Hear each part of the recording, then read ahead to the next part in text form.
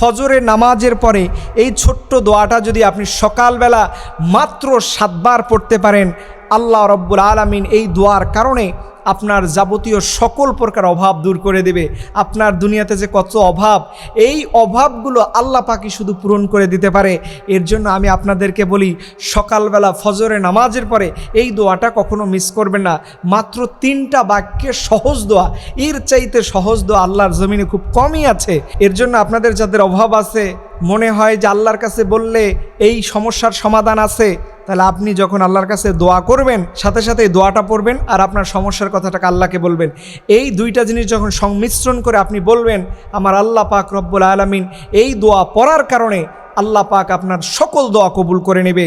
আল্লাহর হাবিব সাল্লাল্লাহু আলাইহি সাল্লাম বলছেন, ফজরের পরে আমার উম্মতের ভাগ্য পরিবর্তন হয়। আল্লাহুম্মা উম্মতি ফি বুকুরিহা, নবী সাল্লাল্লাহু আলাইহি সাল্লাম বলছেন যে আমার উম্মত ফজরের নামাজের পরে তোমার জন্য বরকত আসে, তোমার জন্য রিজিক আসে, তোমার জন্য কল্যাণ আসে, তোমার বিপদ মুক্তি হয়, তোমার ঘরের কল্যাণ বেড়ে যায়, তোমার সন্তানটাকে মেধাবী বানানো হয়।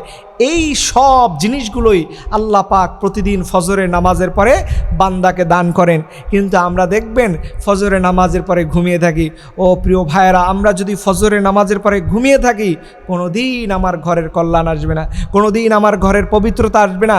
এর জন্য আপনাদেরকে বারবার বলি, সব সময় দোয়াগুলো শিখেন। কোরআনের দোয়া, হাদিসের দোয়া শিখলে কেউ কখনো বিফলে যায় না, সবার স্বাবলম্বী হয়, সবার অর্থনৈতিক সাধন হয়। এর জন্য আপনাদের বিশেষভাবে অনুরোধ করে বলবো, যাদের সম্ভব হয় নিয়মিত করে এই আমলটা করুন।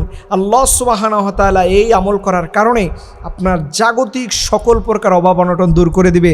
কিভাবে আমলটা করবেন? নবী করিম সাল্লাল্লাহু আলাইহি সাল্লাম বলছেন, ফজরের নামাজের পরে তোমরা আল্লাহ পাকের ধ্যানে বসে পড়বা, রদিতু বিল্লাহি রব্বা ওয়া বিল ইসলামি দীনা ওয়া বি মুহাম্মদ সাল্লাল্লাহু আলাইহি সাল্লাম। কি ছোট্ট একটা দোয়া! এই দোয়াটা পড়লে পরে কোনো বান্দার দুনিয়ার কোনো অভাব থাকতে পারে না। এই দোয়াটা পড়ার সাথে সাথে আপনি আল্লাহকে বলতেছেন, রদিতু বিল্লাহি রব্বা, আল্লাহ আপনাকে রব হিসেবে পেয়ে খুশি, অবিল ইসলামী দীনা, এবং দিন ইসলাম হিসেবে পেয়ে আমরা বড্ড খুশি, অবি মুহাম্মদ সাল্লাল্লাহু আলাইহি সাল্লাম, নবী হিসাবে মুহাম্মদ সাল্লাল্লাহু আলাইহি সাল্লামকে পেয়ে আমরা বড্ড খুশি। এই যে 3টা স্বীকৃতি, এই যে 3টা ঘোষণা আপনি ফজরের নামাজের পরে দিচ্ছেন, আমার আল্লাহর আরশটা খুশি হয়ে যায়। বান্দা আল্লাহকে খুশি করলো, আল্লাহর পক্ষ থেকে দিনকে পেয়ে খুশি হলো, এবং আল্লাহর পক্ষ থেকে মনোনীত নবী হিসাবে পেয়ে খুশি হলো। আল্লাহ বলে, এই বাক্যটা বলার সাথে সাথে আল্লাহর যে রহমতের সফট কর্নার আছে, আল্লাহর যে রহমতের দরিয়া আছে, সেখানে এত জোশ লেগে যায়। আল্লাহ পাক বলে, বান্দা কি চাও, কি চাইতে মনে চায় বল, এখনই আমি আল্লাহ তোকে দিয়ে দেবো। সুবহানাল্লাহি বিহামদি।